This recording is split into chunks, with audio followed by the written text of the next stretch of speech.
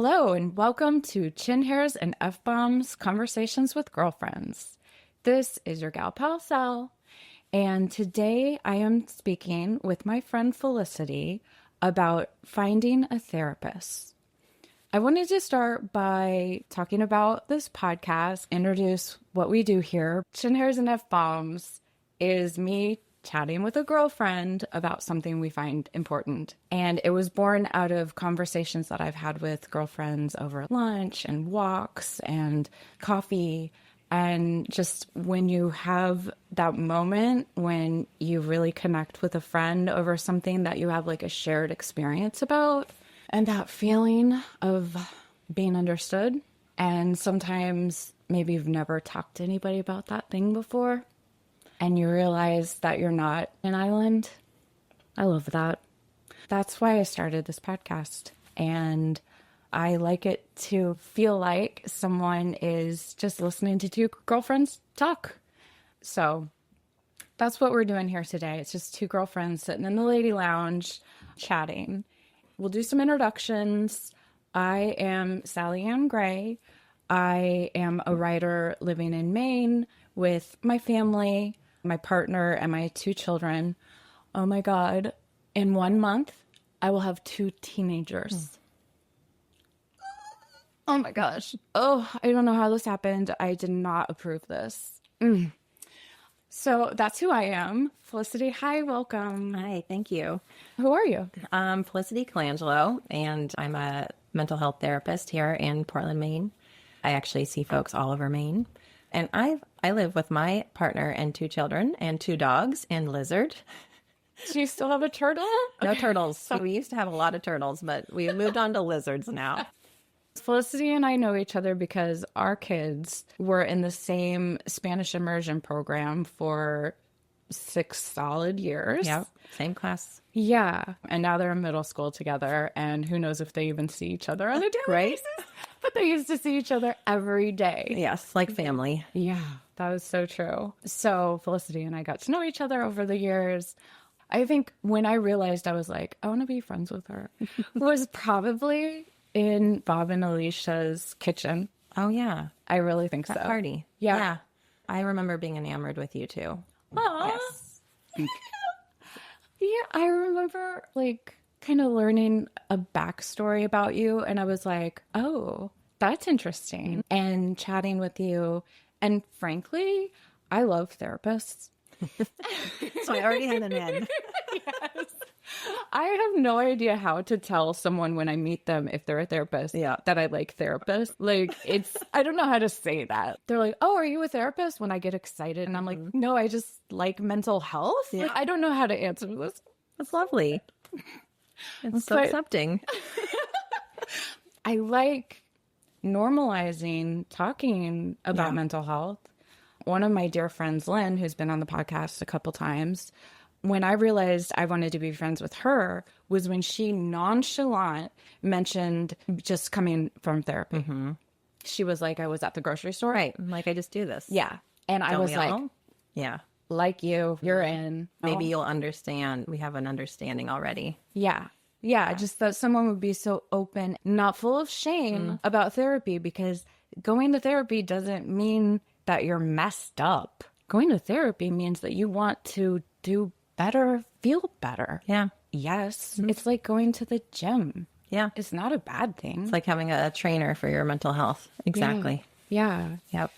Okay. I guess we did the intro stuff. Let's talk about finding a therapist. Yeah. The reason why I decided this might be a good topic is because I was talking to a good friend, and she's a grown-ass adult in her 40s, had never seen a therapist, and needed to find a therapist and did not know how to go about it. Yeah. And I've heard that so many times. It's super common. Yeah. It's daunting. Yeah. It's a daunting process. But even before you make any calls, there's a lot of friction. Yep. That a lot of people don't even get to the point of searching because they think that there's maybe shame in finding a therapist. Right. There's so many reasons. It's also hard for people who work a 9-to-5 job to go to therapy because it's an hour out of your day, and that's longer than a lunch hour. But there's truly still some kind of, I don't want to talk about it, about finding a therapist or going to therapy or whatever. And I think that's really unfortunate. For sure. Yeah. And then when people do finally get there, hopefully if they do, then there's that feeling of, why didn't I do this sooner? Hopefully, Because once you yeah. get into it and you know how it feels, there's all the unknowns before you actually get there. And that a lot of that is what holds people back, is the unknowns. And the unknowns are filled in with what you've heard or what you've been told about who goes to therapy, about what it's going to be like. And so the unknowns get filled in with all of that. Yeah. That isn't necessarily... Well, and sometimes bad stories. Yeah. So my eye doctor said this to me the other day, and I promise this, it can be related. We were talking about going to progressive eyeglasses, and that I've heard so many people talk about that it's hard. And she looked at me and she said, it's a small minority that it's hard for, but they're the only ones you hear from. And so you think that it's hard for everybody, but everybody else that doesn't have a hard time transitioning to progressives, they don't say anything. And I was like, okay, billionaire, like, good point. Yeah. It's the loud minority. That's something we know about in the political. In general. Yeah. Across the board. Yeah. But that applies to a lot of things. Yes. It applies to therapy. For sure. Because maybe you've heard some horror stories. And so, yeah, your brain does go on this journey of this is hard, or there are bad people, or all kinds of things. It's too expensive, all kinds of things that they're filling in blanks. Not good information, like maybe not whole information. Exactly. So a lot of people find it hard to just start. I feel really adept at finding therapists because I have done it 7 times. I've had practitioners close their practice or die, or I couldn't afford them anymore. And so I've had 6 great therapists.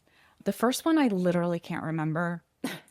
So maybe they were fine, but if I can't remember them, maybe they weren't. But I have had good luck, but I've had to do it a lot of times. Yeah.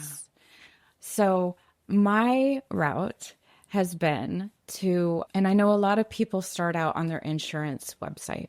Yep. And I have not had luck with that route. Have gone to my insurance website, searched for psychologist or mental health or whatever the criteria was, got a huge list of just names and numbers. Right. And Not enough information. not enough information. Right. Yeah. And one time that was the avenue I went down, I started calling and all of them were not accepting patients. And I got so discouraged that I gave up. Yeah. There were multiple times that I gave up. Yeah. It's so easy to give up, especially if you're looking for a therapist and you're feeling really like you're ready for some help. There's probably a reason. Yeah. And that's not the time to be turned down over and over again. Oh my God, that's so true. Yeah, there was a time that I was really in distress and I needed someone. Yeah. And I was turned down over and over. And it was really dejecting. And I felt hopeless. Yeah. I'm sorry. Yeah. Luckily, I pushed through. And that's when I found my favorite therapist. And frankly, when I talked to her on the phone, I wasn't sure it was a fit. I really wasn't. She was kind of soft spoken. And I was like, I don't know. She seemed maybe unsure. But she was the only one who was available. And so I made my appointment and I met with her. And I think it may have been by the end of the second appointment that I was convinced, but not even after the first appointment. Yeah. But I kept going. You got to know her a little bit better. Yeah. There must have been something in those first 2 that kept you. Yeah. Yeah. You. Oh, one was her dog. And another was a hug. She Nice. gave me a hug at the end of the session and I Yeah. didn't know you could do that. Yeah. And I was like, oh, yep, you got me. And I loved her. I saw her for the next 2 years and loved her. Wow. But to backtrack, going through my insurance wasn't helpful for me. So what has been helpful for me is going to the website, Psychology Today. I think it's psychologytoday.com. Yeah. I think so. And they're primary thing on their site is searching for a therapist, and you put in your zip code and you can put in your insurance, and there are other criteria that you can search on. I personally prefer a woman to share my deep, dark secrets too. But there are other things too, like specialty, and then hit search and you get this list. On the insurance page, it's just a list of names and numbers. But on that website, it's names, numbers, faces, and like a paragraph about them and about what they do. And so you read it and is it for you? Is it not? And it's way better information. Yeah. Some of them even have videos. That's something that during the pandemic became more popular. Yeah. Was a little video of who you are. So then after you get that list of more helpful information, that's when you start calling or emailing, whatever you feel comfortable with. So that's the way that I have found people, and I've been more successful quicker. So do you agree that's a good route to go? It is. I mean, it's like it's the broadest reach, I think, that you're going to find. There are some other search engines that just aren't quite as big of a net. Like Therapy Done is a good one that you could try, but Psychology Today is a great place to start. Yeah, and it's not perfect. So you might think that they take your insurance and that's old information. That happens. I have found that website is more up to date than my own insurance website. Okay, so that is a great way to start your search and to get some names. The next thing you have to do is call or email somebody. For me, I was a little flustered. I was worried and anxious and not in a good headspace. And so I wrote some things down about myself, about my search, so that I didn't flounder on the call. But can you give us some advice on what someone could say when they're calling someone? Yeah, so I actually recommend doing both if possible, calling and emailing. And that's just because therapists are very busy and often can't find time to call back quickly. So you're more likely to get a response via email, and that response could be like, hey, I have time to talk later this week. So you can still have that phone call. Have a lot of therapists offer free consultations, which is really wonderful. If you're only leaving a voicemail, at least leave your email address so that they can get back to you that way. Because therapists during business hours are often in session. And so by the time they have time to call, it might be 7, 8 o'clock at night. And that feels not the best for calling people back. And then as far as what you say, I think as much information as you're comfortable leaving with someone you don't know, which is not always easy. But therapists are humans, and they love working with people who they feel like they're going to be a good fit with, that they're going to be able to support. They have knowledge about what you're going through. And some therapists have really broad knowledge, and some therapists have more kind of niche areas that they really focus on. And so giving them a bit of context about what you're looking for can help them go, oh, yeah, I would be a good fit for you before they even call you back. And that can be helpful because if a therapist is super busy and they don't have a lot of space, and they may be dragging their feet on opening up space, and they hear you and they're like, oh, that would be a really great fit. I would love to work with that person. You may get a phone call back sooner. So it really is helpful to just give and it doesn't have to be specific. It can be like, hey, I'm having a conflict in a close relationship, or really struggling to get out of bed in the morning. Can just be as detailed or as broad as you feel comfortable leaving. A little bit about what you're looking for. And you may not know what you're looking for, but a little bit of what you're going through is really helpful. Cool. Yeah, I like that idea of emailing because that's asynchronous. That way you can do it whenever you want as the patient, and the therapist can get back when it's convenient for them, and then have a phone call to chat. Yep.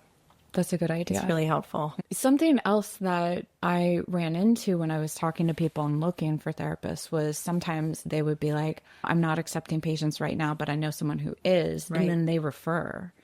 And that's really helpful. Yeah. So mentioning that, I think if you're reaching out, say, if you don't have space, could you please give me some names of people that you think might be a good fit or you think might have openings?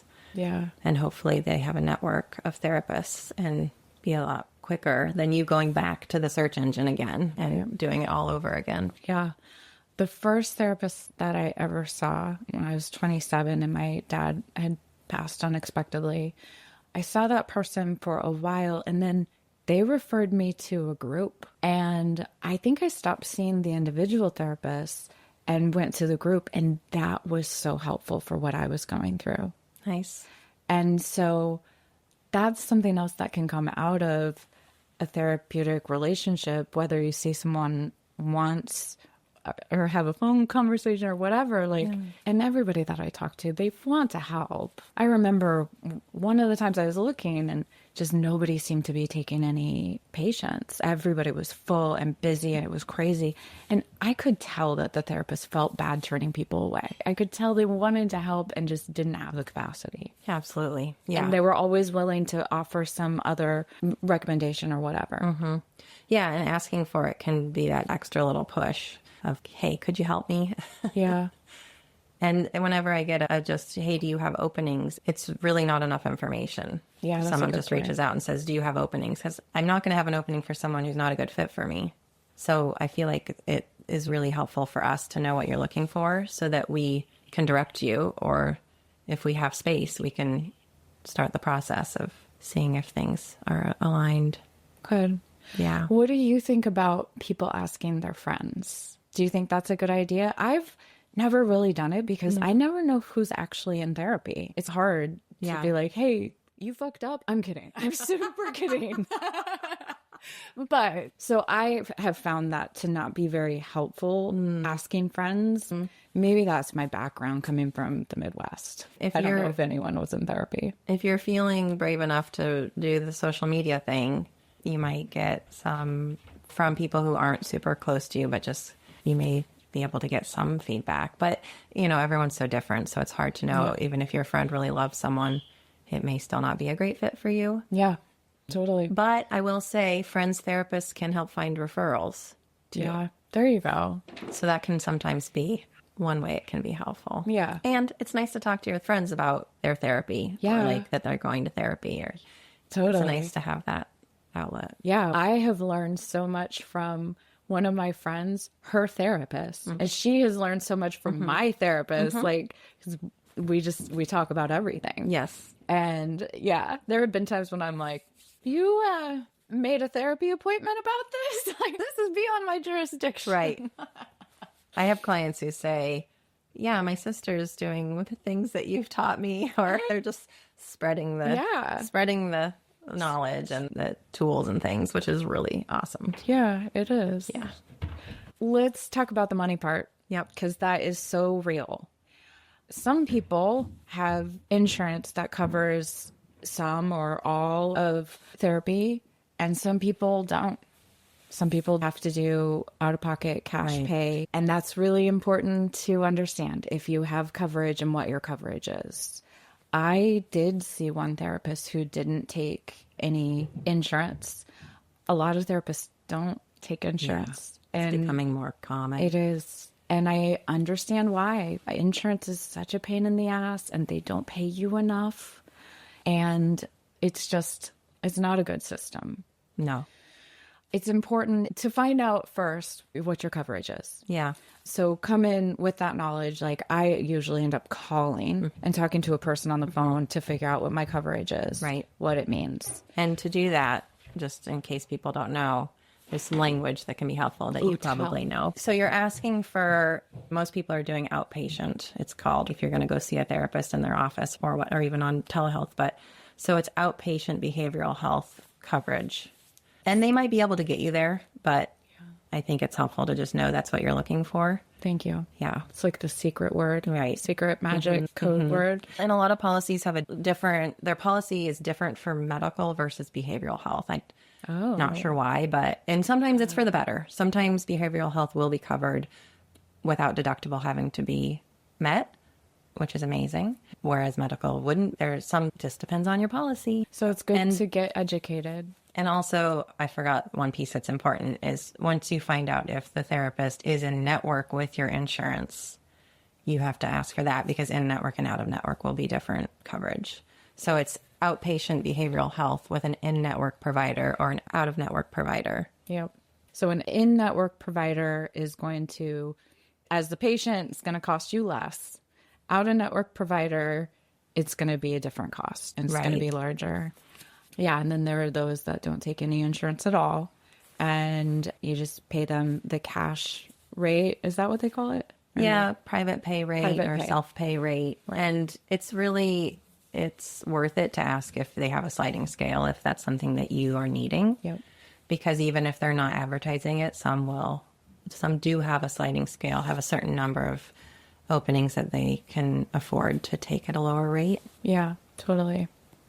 Because they're aware that it's expensive and Yes. it's not something that everyone can afford. Yeah.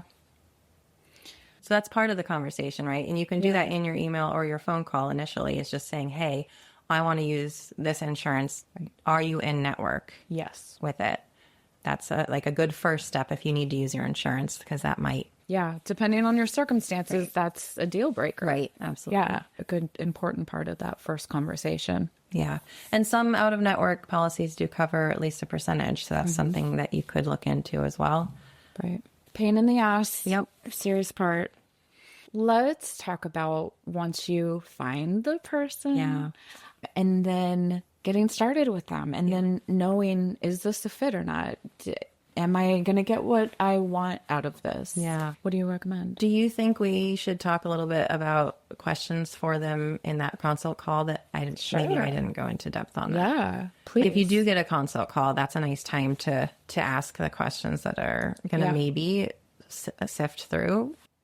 So first of all, maybe hopefully through Psychology Today, you've gotten an idea of who they work with, but some of them are a little bit broad. I really like to know if a therapist has a certain kind of area of work that they love or that they most enjoy, because you're going to know that they're going to really be good at that and that you're going to feel good if you're working with someone who's really dedicated to working in certain areas of mental health. Right? Like specifically what? So anxiety. Some people love to work with anxiety and they have so much knowledge and have seen lots of success working with clients with a lot of anxiety. And so when you say, gosh, I've just had anxiety my whole life, and they might be like, awesome, let's get you some help. Let's get you to a place where you're not feeling like that all the time. Yeah. Whereas maybe you have a lot of anxiety and this person's like, yeah, I do anxiety. That's one of the things I do because I have to, right? Or whatever. But maybe it's not their passion. And it doesn't have to be someone's passion. There are lots of therapists that do very broad work who really love everything. So this isn't an all or nothing situation, but I think it's nice when someone asks me like, hey, what do you love working with? And for me, I love working with trauma and anxiety and anything perinatal because that's my specialty. But within perinatal, I love working with trauma.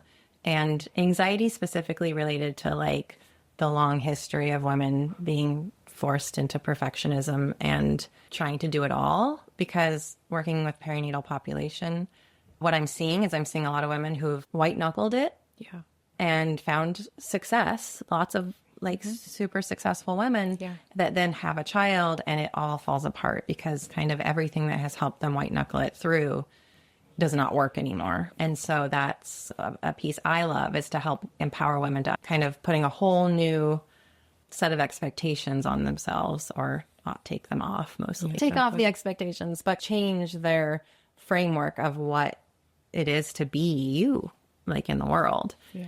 And then trauma, of course, like is a major disruptor to everything, mental health. So if someone were to ask me, I'd kind of give them that. And that's a lot of who comes to me. So that's awesome. I think that it's nice because then you can hear your therapist say, hey, I work with a lot of people who are like you. I work with a lot of people who've come to me with very similar things. I get so many people in front of me who think they're alone in it and have nobody else has ever experienced what they're experiencing, which creates so much shame and otherness and feeling isolated. And so that's like the first step of knowing that you have a good therapist, is hearing that your therapist understands and isn't scared by what you're going through. Yeah. So even in that first consult call, I think you can get there a little bit. You can say, hey, what types of people or what kinds of things do you work with? Because you're going to hear what they mostly are doing. I think that's what helped me know that my favorite therapist was a match, was I felt deeply understood. Yeah. Number one important, actually. Yeah. That she said some things to me even early on normalizing some things for me that I did not know were normal, and a relief around that, of thinking that I was alone, that I was the only person who had ever felt something. And when you feel that way, you don't talk about it. And that develops shame, deep shame. And that is this vicious cycle. One of the times that I was looking for a therapist, I was specifically looking for a therapist who did EMDR. And so that was an important part of my search. EMDR, and I was also interested in internal family systems. And so that time around, that's who I found. I found someone who specialized in those two things, and it was a great fit for me at that time.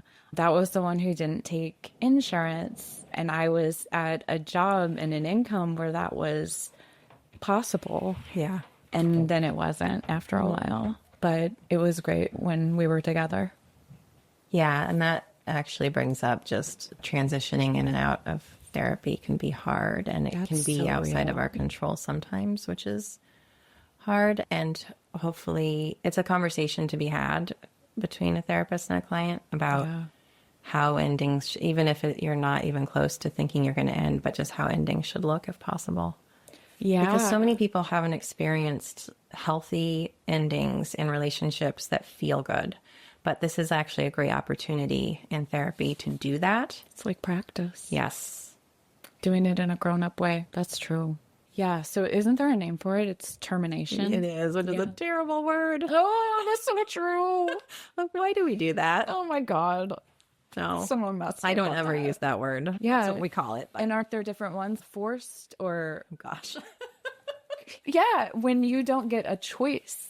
That's actually a complicated grief. Oh. And I didn't get a choice in 3, or I don't know, many of my therapy relationships. I didn't get a choice. Bath closed her practice. Wendy died. Dr. Joe retired. Molly, I just couldn't afford anymore. That was not a good feeling. No. It feels like loss. abandonment. Yeah, it does. It is loss. Yep. And then you're left with that work to be done. Without someone to talk to Right. about it. Yeah. When my therapist died, I lost the person I would have Right. Gone grieved. to. Yeah. I don't recommend that, by the way. Okay, we talked a little bit about how you know if it's a fit. I said if you feel understood. Understood. That was so important to me. How about you? Like, as a therapist, how do you know when it's a fit? Yeah, it's the kind of the thing I was saying about feeling like what they're coming to me with feels like I know how to proceed, or like I have the tools. You know, I get excited, and I get excited for their future feeling better. And I'll say that. I'll be like, phew, I'm so glad you're here. We're going to get you to a place that feels better. And I truly believe it, because I have worked with so many people, and I do know that change is possible.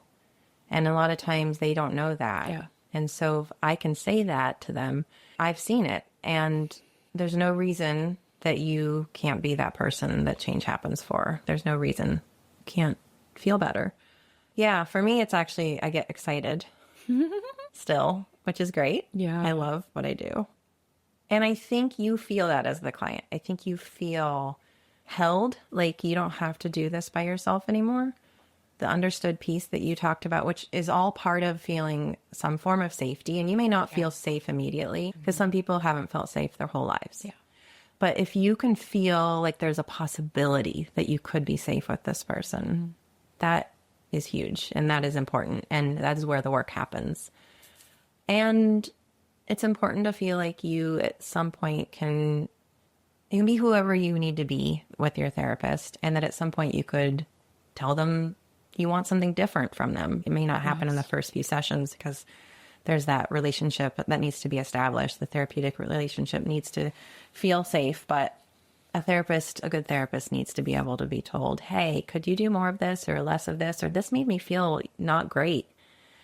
And your therapist should say, thank you for telling me. Yeah. Because I don't ever want to make you feel not great, and it's not my intention.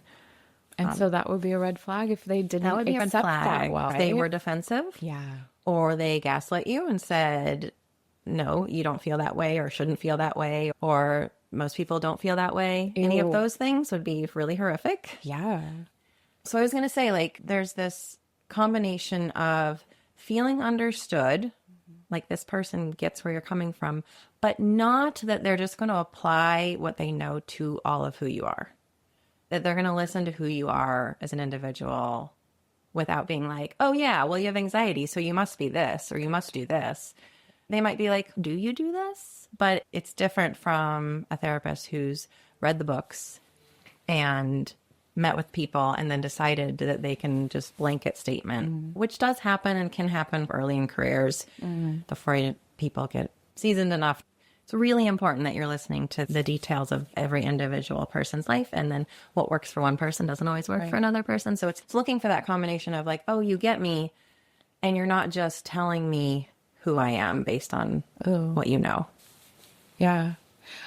For me, it would be a red flag if the therapist talked more than me. Mm-hmm.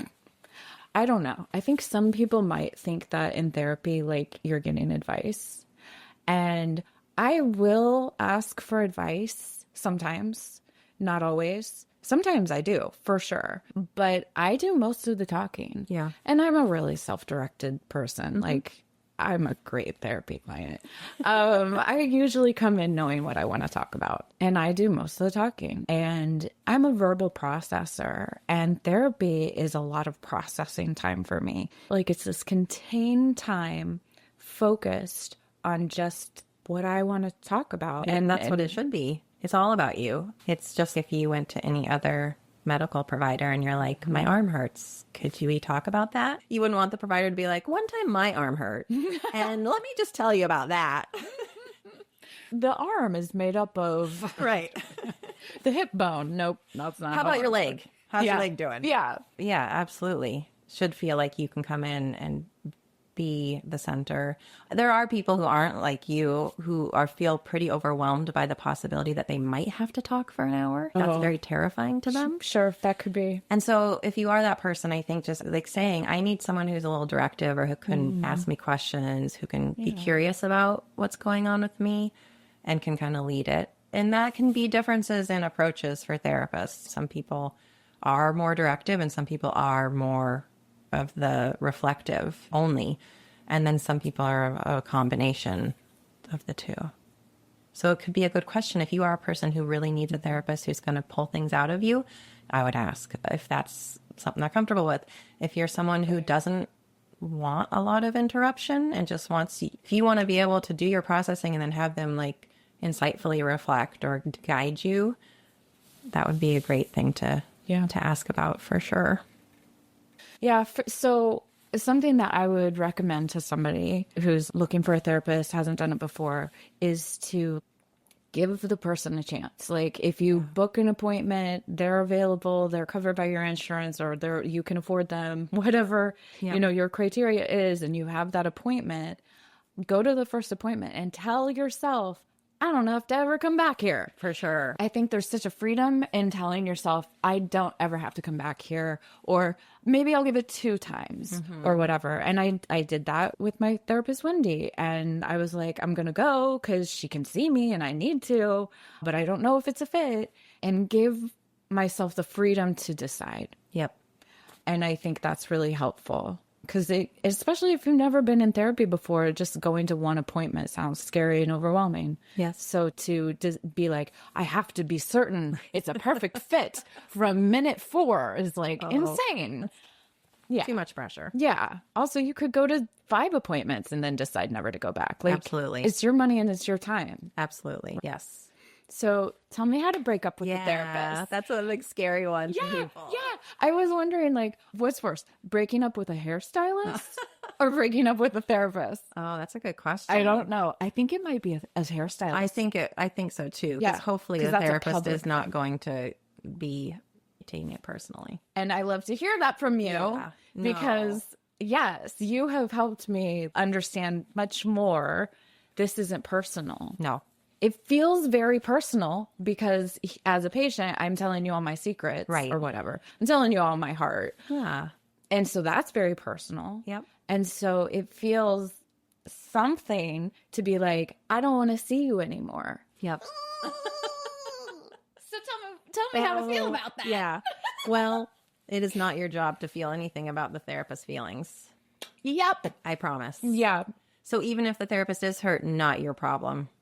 That's their problem. They need to go to therapy and get some support, or get to go to their supervisor if they have one and get some support around it, because on both sides it's hard enough. Then you can't take things personally. But also, as a therapist, we want you to feel like it's what you want right now.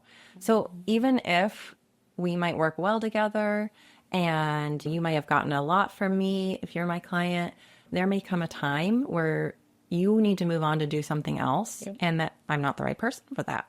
I would be the person that says, hey, you want to go move on and work with someone else? Have you ever done that? I have. Cool. And if your therapist says that, they're not breaking up with you because they think that you are not worth seeing or that they don't like working with you. That is not the reason. It is that we truly can see where maybe we have hit the end of our line of expertise, or that maybe you just in this moment need somebody else. I think it's maybe rare to stay with the same person. If you're staying with the same therapist for a really long time, that therapist has got a really holistic capacity. That's unique because you're growing and growing. Yeah, and there are so, chapters to our lives. Yeah. and it is actually common to move through. I'm sorry to hear that you've had to go through so many because it wasn't your choice. You weren't like, I've done my work. Thank you. Yeah. I'll move on. I didn't get a diploma or anything. No. So yeah, breaking up with a therapist is what's best for them. 100% what's best for them. Yeah. Even if they have feelings about it. Because we don't want to work with people who aren't feeling like they're getting what they need out of the sessions. That's not going to feel good to either party. And I think that both people feel it usually when that's happening. And it's okay. It's so okay to not be a good fit. It doesn't mean that the therapist isn't a good therapist. It doesn't mean that the client's not a good person, a good client. Like, you can just say, I feel like I need to move in a different direction right now. You can let them know that whatever that you feel like they've done that has been supportive is always really nice to hear. Like, hey, thanks for supporting me in this area, and I'd like to move on and do this. You don't have to give that much information if you don't want to. Sure. You can just say, I'm moving in another direction. Most therapists, if you give them a chance, will want to just say, have a nice goodbye. Like I said, like that transition piece can be really nice. So I know that feels a little scary for people, but it is a nice part of the process to be able to end and say, hey, this is the work we've done. Lovely to work with you, and give a nice goodbye. Yeah. But if you feel like the relationship has never been what you've wanted, or maybe you've only gone to 2 sessions, that's not going to be necessary. Just an email is great. An email is great. That's a good point. Yeah, it's such good practice for like how to have a conversation, which can be interpreted as a hard conversation, but it's a necessary conversation. Yeah. I remember a friend of mine, she kept canceling her therapy appointments and kicking it down the road. And I could tell in our conversations, they had reached the end of their relationship, that she had gotten help from the therapist in the beginning and it was good and helpful. And at this point in her life, it wasn't the type of therapy that she was looking for. And she actually had a different therapist, but she hadn't broke up with the other one because she didn't want to. I'm sorry she had that much stress about it. Which, that's a good point. That by not doing it, how much do we know this about life? Is that when there's something we don't want to do, the longer we put it off, the bigger and worse it gets. True with so many things, including breaking up with your therapist. Yeah. Fucking do it. Just do it. Rip off the Band-Aid and freaking do it, right? Yes, and I would say most therapists would celebrate. Yeah. We would celebrate that. I have written back to clients and said, I'm so glad that you're taking care of you. That's how we feel. We want you to do what's best for you. And sometimes, well, you could even get a referral from your therapist for someone else, which I know sounds pretty wild. That sounds crazy. Yeah. That's so grown up, though. That like makes my heart happy. It is so mature. It's unfortunate that we feel like a therapist needs to be a good fit for everyone or vice versa. Like, it just isn't true. That's crazy. Yeah. But I think it's been established because of the medical field. It's like you're not expected to find a doctor that you jive with. You're just expected to have a doctor. Or like have a dentist. It's nice when you have a great fit, but it's not necessary. Sometimes you can't find one. So you have to settle for whatever you get. Yes. And we don't want you to have to do that in therapy if we can avoid it, because that relationship is so vulnerable and you really do need someone that you feel good with. Yep. So I said feeling understood, and you said it too in different words, but feeling comfortable. And you're right. Some people have had their guard up their whole life, and that's going to be really hard. Yep. But feeling comfortable and safe to be vulnerable and honest. I don't understand people who lie during therapy. Oh, gosh. That's weird. I'm allergic to telling lies personally, so that's just not my jam. No, me neither. But some people aren't fully honest with their therapist. For sure. You're not going to get very far. But that's why it's so important to find someone who you feel like will hold all of that for you. And if you are feeling judged, that's not a good sign. If you're feeling judged and the therapist isn't outwardly judging you, then that's an internal thing and hopefully can be brought up. Yeah, like, that's an opportunity to say it. I'm afraid to say this to you because I'm afraid that you're going to think differently of me. Mm-hmm. And hopefully they would tell you that's not the case and that's not what this is. Right. And anything you say here is going to be accepted. Right. I mean, that's kind of the premise of a therapist's framework or perspective on the human, is that there's a reason we do and feel and think everything we do and feel and think. And it's aimed at getting needs met. It's aimed at surviving. It's aimed at trying to be okay, even if it looks chaotic and it looks like not okay. Right. That's the goal. Yeah. Sometimes it doesn't look that way. Yeah. But we're trying to get love and belonging. And so that's the lens we see everyone through, is like, yeah, so what happened before that? Hey, why did that happen? Not like, oh gosh, I can't believe that happened. But it's always like, I wonder why that happened. I know there's a good reason you feel that way, a good reason that you did something that you did. I have lots of clients who have pasts that feel so dark and shameful that it will take years for them to even tell me someone that they feel safe with. Yeah. But it's such a relief to finally share it and not be shamed and not have someone respond the way you think that they would respond. Yeah. And my last little piece about just the whole topic of like how hard it is to find a therapist is, I think that people feel scared about all the feelings or the having to talk about the hardest parts of who they are or what they're going through. Who wants to spend an hour talking about hard shit? That sounds hard and bad. Right? Okay. So even if quote unquote intellectually that it could be good for you, it is very hard to take that step into the fiery furnace of hell that could be having to sit in your feelings. Yeah. So what I always say is, if you've been feeling like this for a while and you've done the things you can do to help yourself feel better and you're not feeling better, then you're in a position where you're kind of guaranteed to feel this way regardless. Like, the suffering is guaranteed right now where you're at, whereas at least going to therapy is a possibility of feeling better, and a possibility of some relief from what many people feel is trapped or like imprisoned, stuck with whatever they have going on, because we can't be expected to do it ourselves.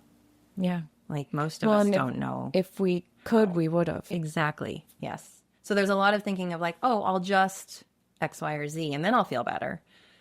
But what I find is that X, Y, and Z don't work, or there's a reason you're not doing X, Y, and Z, or combination of those things, or maybe you're just not meant to go through hard things by yourself all the time.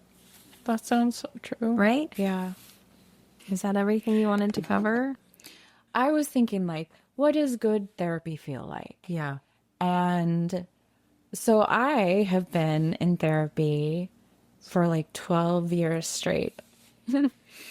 I love therapy. And like I said, therapy gives me an opportunity to process. And I greatly appreciate a unbiased third party.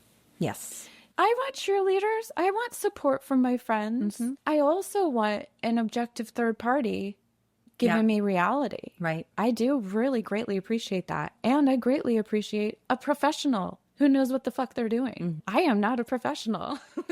Well, at this point. I know. So those are some of the reasons why I like therapy. Also, I've learned so much about myself, and I understand myself so much better in a really good way. Yeah. And it took my first therapist, I think what I primarily got out of the year and a half that we saw each other was finally acknowledging that my childhood wasn't that great Yeah. and getting comfortable with the word trauma. That was our work. Yeah. I didn't know that. Every therapist that I've seen, I've gotten something different from. And it's been what I needed at that time. That's good. That's good therapy. And it means that you knew what you were looking for, even if you couldn't put words to it. Oh, yeah. And I probably couldn't put words to it. The closest I ever came to knowing what I wanted in therapy was when I was like, I want to see someone who does EMDR. Yeah. That was clear. Yeah. That was for sure. Because you'd already just found I had out already- trauma. Yes. And I had already had a therapist with whom I did EMDR. Yeah. And so I was looking to continue that work. And I had learned about internal family systems and was like, I want to do that. Sounds cool. Let's do that. Yeah. But all the other times I was just like, help, please. Right. Yeah. And kept myself open to possibilities and found great helpers. I found great help. That's wonderful. Yeah. Good job. Thanks. Yeah. Because you're the one that decided to stick with these people or felt what you needed to feel and listened to that in those situations. The relationship that you're actually in there to work on is your relationship with yourself. Even if you have conflict with other people or have social anxiety or any of those things, like the actual work is learning who you are and how to be in relationship with yourself in a really healthy way. And oftentimes there are some roadblocks there because of how other people have treated us. That's our modeling for how we treat ourselves. Yeah. So we got to do some unlearning sometimes. Oh, yeah. And forgiveness. Yep. And that isn't easy work. No. And that's one of the reasons why people avoid therapy. It is hard work. It's hard work. It's valuable. I'm so much better off since I started therapy. I think it's too bad that we think we have to be destitute to pursue therapy. I really hate that we feel like to pursue couples therapy, we have to be on the brink of divorce or whatever. I think that's really a shame. It is. Come on. Couples therapy is about learning how to be in a partnership and communicate with each other, according to me, not a therapist. Anyway, but all of us could use that. You don't need to be on the brink of breakup for that. No. Oh, hate that. And why do we expect ourselves to know how to navigate all of the things that come up when two humans with different backgrounds are trying to come together and work together? And especially if children are involved, that's a whole nother unknown. Yeah. That then they have to learn how to be in multiple relationships. And how are we supposed to know how to do all of that? Especially when healthy relationships weren't modeled for us. Yeah. And we might know we don't want to do it that way, but how do we do it then? Oh my gosh. We know what we don't want, but we do not know what we do want. Yes. There is so much gray area between those. Yeah.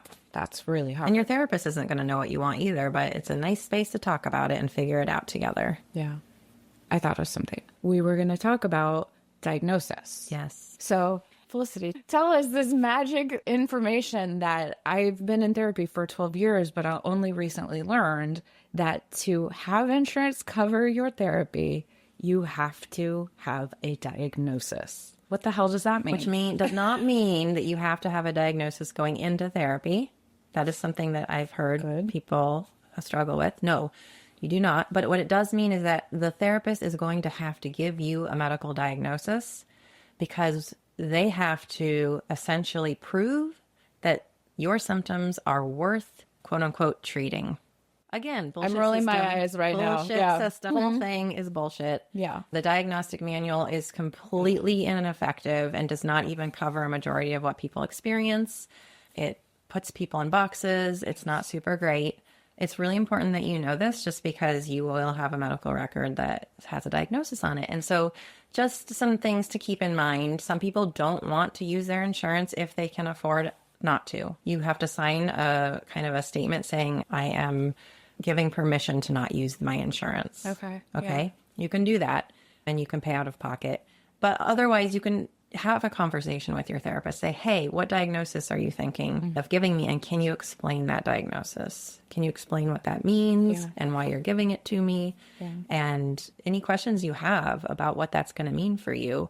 There are certain fields of work that it could be impactful for, like anything that's like sensitive, CIA, flying, things that like security clearance stuff. Right, exactly. So if you're in those fields, you may already know this, but it's worth knowing. And we generally, as therapists, try to be really ethical as we can about it. It just feels like we're really caught in a bad place because we have to give diagnoses. And essentially, insurance companies are predicting what you can do, like the treatment you can provide, which is really unethical because insurance companies don't know the mental health world. Right. They don't have the qualifications to tell how many sessions you are going to need to be feeling better. I don't even know that. That's insane. That stuff makes me crazy. One time I had an insurance company try not to pay for my antidepressant. Great. Because, do you know why? It was like a newer antidepressant. Therefore, it was very expensive. And they didn't want to cover it because they just didn't want to pay for it. Right. And they felt that I didn't meet the criteria for treatment-resistant depression. Right.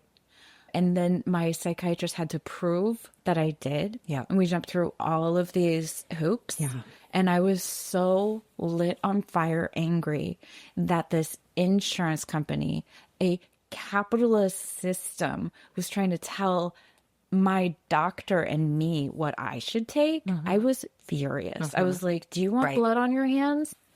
Yes. Yeah. I don't have great feelings about insurance companies. They're not really trying to get us healthy. They're not. No, they're trying to make money. They are. And that makes me It's very good mad. for us to all know that and, Yes. and do what we can within the system that we are working. Yeah. And so to clarify, it's not the therapists who are like, I have to give you a diagnosis because I think you're messed up or blah, blah, blah. They legally have to do it for billing purposes. Yes.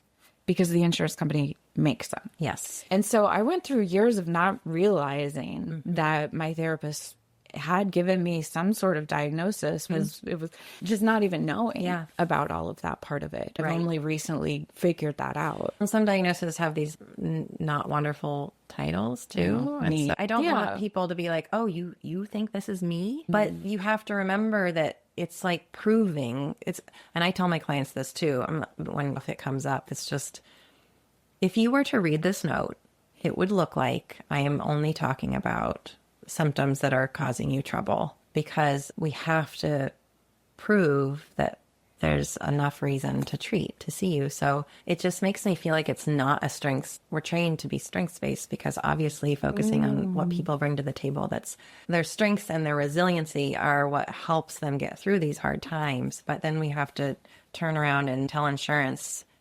I can see how those are misaligned. It's really unfortunate. So, yeah. And just any of that. If your therapist, if you're talking about your diagnosis or your symptoms or any of that, just remember that's a piece of it. And it doesn't mean that's all of who you are or that's how your therapist sees you even. Thanks for saying that. Yeah. Yeah. And sometimes getting a diagnosis is empowering. My ADHD diagnosis was a great relief. Yeah.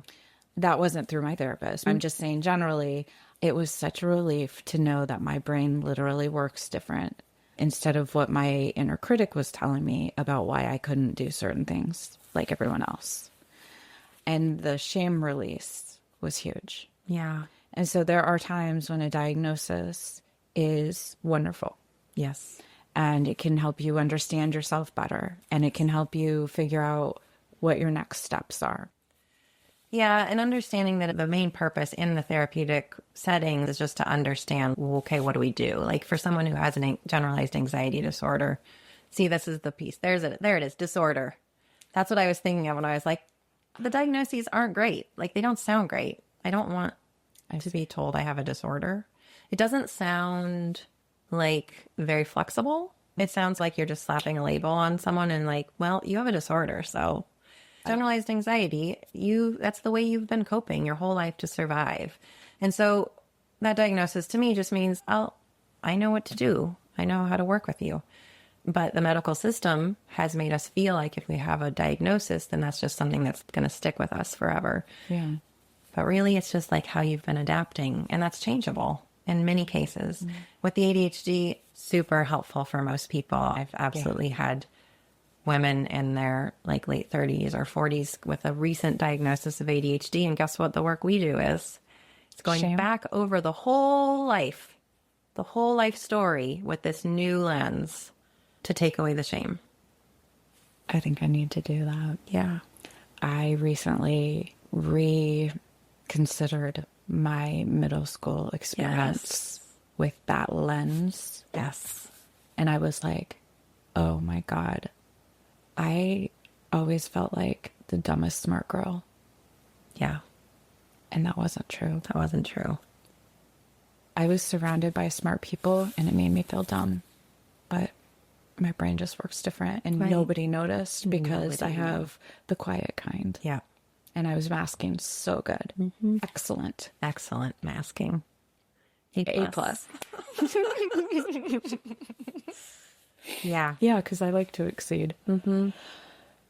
Oh, God. Yeah. Right. I think we did it. I think we did a really great job. A plus. Thank you. My pleasure. Thanks for talking about this. Could talk for hours, I think. Yeah. In all the directions. Like there's so many directions this can go. Yeah. So let's shift and let's do our joy share. A joy share is one thing, big or small or medium, that is currently bringing you joy. So what's bringing you joy? Can I do two? Yeah. I'm going to break the rules. I broke the rules last time. Okay. So the first one is a really kind of a daily one for me. It's that I have two dogs. One's a husky mix and one's a pit bull mix. And they're little opposites, just like my two children. And unlike my children, I put my shoes on in the morning and I put my jacket on and my dogs are like at my feet. They're so happy. They're like smiling and they're so thrilled because mom is going to take them on yet another walk and then to take them into the woods and they're just running free and they're so happy and they're bounding through the woods, chasing squirrels. And one time a cat was up in a tree in the middle of the woods and I was like, how did that happen? That was an exciting day. Anyway, it's just like the joys in parenting are not always plentiful. Yeah. But these dogs, because their brains are very small, yeah, they're just so happy to be out running in the woods. And so to watch that is like really lovely. Isn't to just beautiful? Watch that, them enjoying their lives because they aren't thinking about anything else. They're not humans. So they don't have this like chaos happening of what needs to happen later, whatnot. Yeah. They're so present. They are. Yeah. We could learn a lot. Yes. Yes. So that's like a big piece of positive in my life. And the other little one is just my two daughters have been at odds. They're 10 and 12. They've been at odds kind of their whole lives, mostly just because one needs a lot more attention than the other. And that has caused a dynamic that's difficult. And they have been making music together. Ooh. And I have had little evening concerts when it's time to say goodnight. They're like, but mom, come listen to our song first. And so I get to hear them, my oldest on piano, and both of them singing the same song together. And it's like the most incredible feeling after this many years. And then they sometimes don't even fight until it's over. And it's just really warming my heart. So That's beautiful. I'm so happy. I know. It's a big deal. Yeah. Before I had kids, I think I thought I would feel that way all the time. Ugh. What we didn't know. It's all right. 10 years. That's all.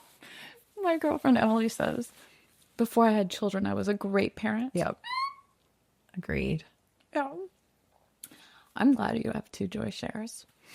I might do 2 joy shares. Yeah, please. Okay, so one of my joy shares is baskets.